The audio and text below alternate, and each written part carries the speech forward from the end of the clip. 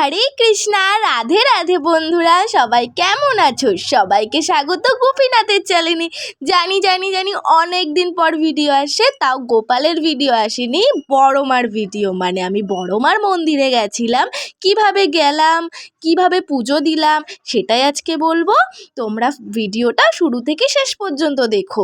বন্ধুরা দেখো, আমি তো বড়মার মন্দিরে পুজো দিতে চলে গেছি।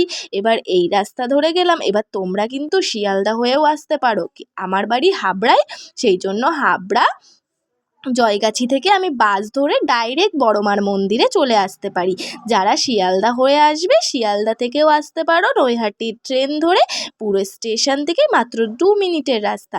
দেখো বড়মার মন্দিরটা তো দেখিয়ে দিলাম, তার সাথে বড়মার মন্দিরের পাশে এরকম সুন্দর গঙ্গা আছে। যারা গণ্ডি কাটে, এখান থেকে গণ্ডি স্নান করে গণ্ডি কেটে যাই বড়মার মন্দিরে। দেখো খুব অপূর্ব সুন্দর এই মন্দিরটা, আমার তো খুবই ভালো লাগে। আর একটা কথা বলবো, এই বড়মার মন্দিরে যাওয়ার আমার খুব ইচ্ছা ছিল, 3-4 বছর ধরে যাব যাব করে আমার যাওয়া হচ্ছিল না, কিন্তু এই 2026-এ আমি 4 বার চলে গেলাম, তাও বড়মার টানে। একবার যদি তোমরা যাও না, বড়মা তোমাদের নিশ্চয়ই টানবে বারবার।